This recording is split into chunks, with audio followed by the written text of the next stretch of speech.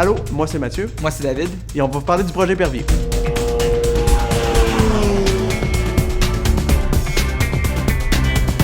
Alors bonjour, je me présente, Mathieu Lavoie. Et moi, c'est David Barabé. Nous sommes étudiants au baccalauréat en génie mécanique à l'Université de Sherbrooke et nous sommes membres du projet Pervier.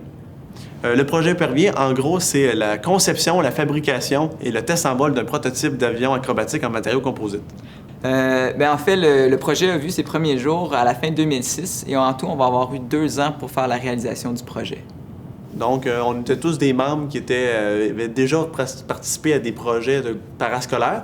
Puis, on a trouvé que le projet de fin de bac, c'était un beau contexte pour finalement relever un nouveau défi. Donc, c'est là, à partir du contexte pédagogique, mais là, on a un de nos amis qui est pilote, puis qui a trouvé l'idée de dire, ça serait le fun de faire un avion. Et nous, on a fait toute la conception, donc le design, la validation, les calculs, s'assurer qu'on respecte bien les normes. Ensuite de ça, on est tombé en phase de fabrication. On a fabriqué l'avion. Présentement, on est en phase d'assemblage, puis l'avion va être bientôt terminé, puis on va faire les premiers tests de vol d'ici décembre. Donc, d'ici Noël, l'avion devrait avoir déjà volé une fois. Évidemment, on ne peut pas faire un avion seulement à 2 personnes, donc on a recruté une équipe de 12 personnes. Parmi ces membres-là, on retrouve Nicolas, David Barabé, François, Gabriel, David Rancourt et Francis. On avait aussi Jasmin, Maya, Miguel, Guy, Mathieu Lavoie et Mathieu Lessard. Ouais, ben c'est sûr, en fait, quand on a une équipe composée de 12 personnes comme ça, il faut réussir à bien, il faut que tout le monde puisse se focusser dans la même direction.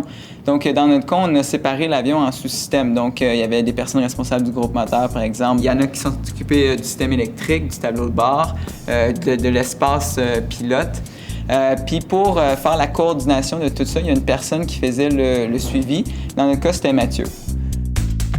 C'est sûr, nous, en fait, on se rencontrait au moins une fois par semaine, des fois 2. Lors de ces rencontres-là, il y a plusieurs points qui revenaient de façon assez récurrente. Donc, il y avait des points d'administration, comme souvent, on avait des présentations effectuées, on avait des rapports à remettre. Ensuite, comme autre point, encore une fois, il y avait les objectifs pédagogiques. Donc, en plus de la conception de l'avion, fabrication, dans notre échéancier à nous, on devait souvent donner des comptes rendus aux professeurs. Donc, à ce moment-là, je pourrais dire qui est intéressant, c'est qu'on peut bénéficier de l'expérience des professeurs pour nous orienter. Comme dans la première session, on avait un professeur qui nous orientait dans la définition du client, vraiment définir les objectifs que le produit, les spécifications. Et maintenant, on a un professeur qui s'appelle Yves Mercadier qui, lui, nous fait le suivi lors de la fabrication. Le baccalauréat en génie mécanique de l'Université de Sherbrooke, c'est un programme de baccalauréat qui sert à former donc des ingénieurs en génie mécanique. Ingénieurs qui vont travailler sûrement à la conception de tout ce qui nous entoure dans la vie courante. La philosophie de la formation donnée au département de génie mécanique est quand même un peu différente de celle que l'on peut retrouver dans d'autres universités ou d'autres écoles d'ingénieurs. Depuis maintenant une quinzaine d'années, nous avons mis beaucoup l'accent sur la conception, parce que finalement, c'est le travail primordial de base des ingénieurs, c'est la conception de pièces, de morceaux, de systèmes, de toutes sortes de choses. En faisant ça, nous avons introduit donc au niveau du baccalauréat en génie, un gros projet de conception qui s'étale sur plusieurs sessions, et non pas sur une seule session comme ça se fait habituellement. Les étudiants donc ont la possibilité de mener à terme un projet, c'est-à-dire de l'idée de base jusqu'à la conception d'un prototype. Et dans le cas de l'aéronautique, il s'agit de la conception de parties d'avion. Et ici, dans le cas du projet Épervier, bien sûr, c'est un peu plus spécial parce qu'il s'agit de la conception de l'avion au complet. Et ça, je dois dire qu'on n'avait jamais participé à ce genre de projet. Il y a des compagnies d'aéronautique avec des centaines d'ingénieurs et ici, il s'agit d'étudiants avec des professeurs et on a conçu et construit un avion de A jusqu'à Z.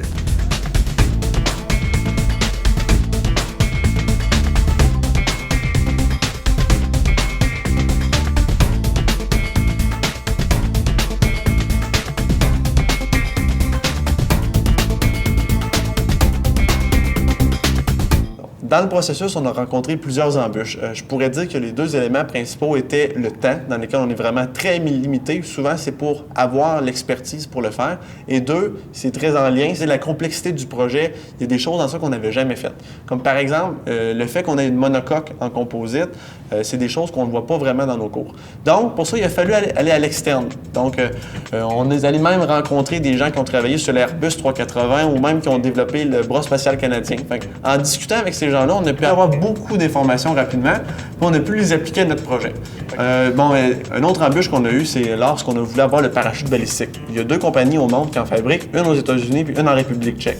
La technologie qui était offerte par le dernier pays était très intéressante pour les permis car ça correspondait à la masse de l'avion et à la vitesse qu'on avait besoin.